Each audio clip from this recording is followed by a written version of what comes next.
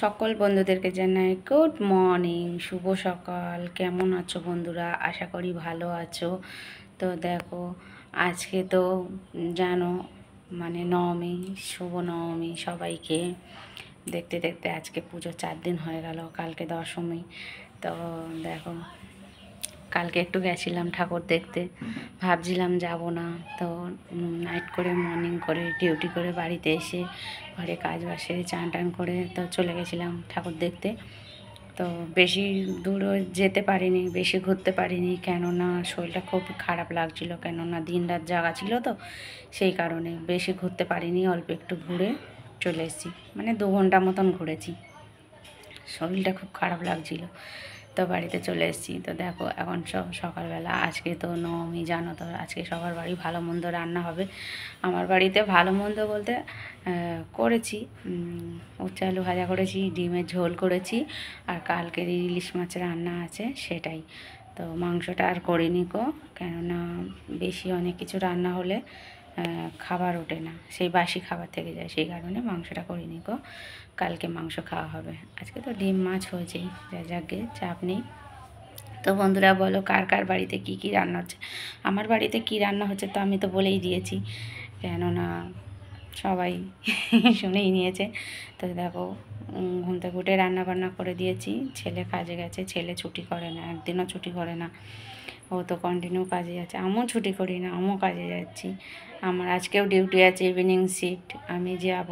আমার 2টো থেকে ডিউটি আছে, তো আমি বাড়ির থেকে 12:30টায় 1:45টার দিকে বেরিয়ে যাব।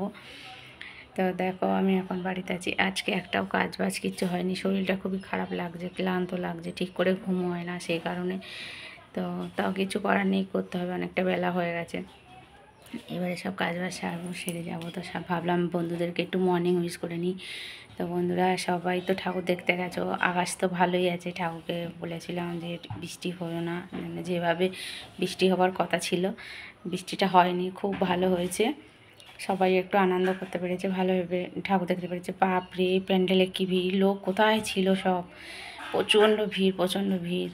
কালকে আমরা একটা ঠাকুর দেখতে গিয়ে মানে আধা ঘন্টার বেশি লাইনে দাঁড়িয়েছিলাম, প্রচণ্ড গরম হচ্ছিল, প্রচুর ভিড়, প্রচুর ভিড়। তো এই ভিড়ের কারণেই আরও অস্বস্তি লাগছিল, ওই জন্য চলে এসেছি, ঠাকুর বেশি দেখিনি। তো ঠাকুর একটা দেখা ছাড়া 10টা দেখাও তাই, ঠাকুর ঠাকুরই হয়, ভগবান তো একটাই না। তো লোকে তো প্যান্ডেল আর লাইটিং দেখার জন্যই যায়, ওইগুলোর জন্যই ভিড় হয়।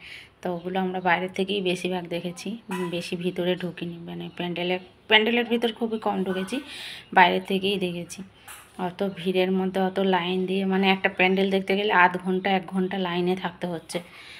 আর মানে আমার তো ভিড়ভাড়টা এমনি পছন্দ হয় না, আর সহ্যও হয় না, শরীর খারাপ হয়ে একটা প্যান্ডেল দেখতে গিয়ে আমি অসুস্থ হয়ে পড়েছি। মানে হোম টাউনের প্যান্ডেল, ওটা হোম টাউনের প্যান্ডেলটা বেশ ভালোই হয়েছে। তো আমি ওটা ফেসবুকেও পোস্ট করে দিয়েছি। ওই প্যান্ডেলটা দেখতে গিয়ে মানে এত পরিমাণে শরীর খারাপ লাগছিলো, আমি বললাম না, আমি আগে বাড়ি যাবো, আমি আর ঠাকুর দেখবো না। তো খুবই ইচ্ছা ছিল যে লেবুতলা পার্কে যাওয়ার জন্য, শিয়ালদায় যেতে পারিনি। পাস পেয়েছিলাম, ভিআইপি পাস, তাও যাইনি, কেননা শরীর প্রচুর খারাপ লাগছিলো, একটা প্যান্ডেল দেখতে গিয়ে অসুস্থ হয়ে পড়েছি, সেই কারণে আমি বলেছি আর যাবো না, থাক, বেঁচে যদি থাকি পরের বছর হোল লাইট ঘুরতে যাবো, এবছর এই অবধি শেষ। তো চলো বন্ধুরা, টাটা, বাই বাই, সবাই ভালো থেকো, সুস্থ থেকো। আর কে কোথায় ঠাকুর দেখতে গিয়েছো কমেন্ট করে জানিও। আমি তো কোথায় কোথায় গেছি আমি তো বলেই দিলাম, আমি বেশি ঘুরিনি, অল্প একটু ঘুরেছি, ঘুরে চলে এসেছি। তো চলো বন্ধুরা, টাটা, বাই বাই, সবাই ভালো থেকো, সুস্থ থেকো। আর আমার ভিডিও ভালো লেগে থাকলে লাইক কমেন্ট শেয়ার করে দিও, সাপোর্ট করো, সাপোর্ট পাবে, পাশে থেকো।